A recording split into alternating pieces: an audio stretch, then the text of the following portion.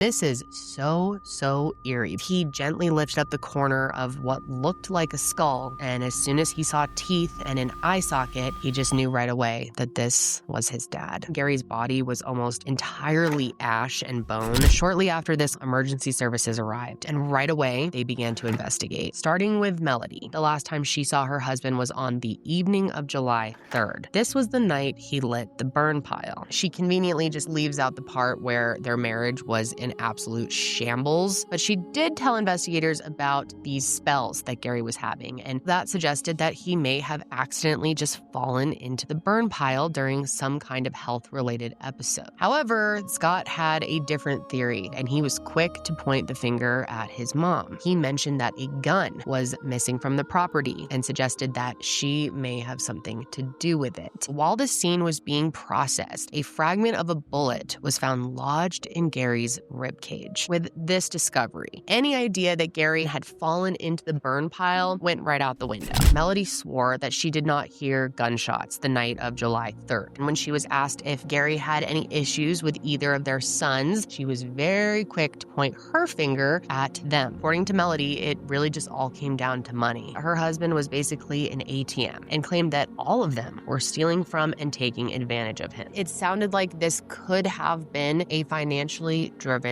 murder, but investigators also had to consider other usual motives like infidelity. However, Melody was adamant that there was no unfaithfulness in their marriage, and she also said that Gary didn't have any life insurance and there were no assets in her name, making it seem like she wouldn't have anything to gain from this. But her sons, on the other hand, she said they definitely did. Investigators did find it a little odd that Scott brought up this missing gun before he even knew that his dad was shot. Another weird thing investigators noted about him was the fact that he had deleted all of the images from one of their trail cameras. Apparently, Scott said that it was just kind of a habit. Basically, he was constantly deleting the footage to free up space on the SD card. This investigation is quickly turning into a finger-pointing match between everyone in this family. Investigators really needed to understand the timeline of when Gary's murder took place.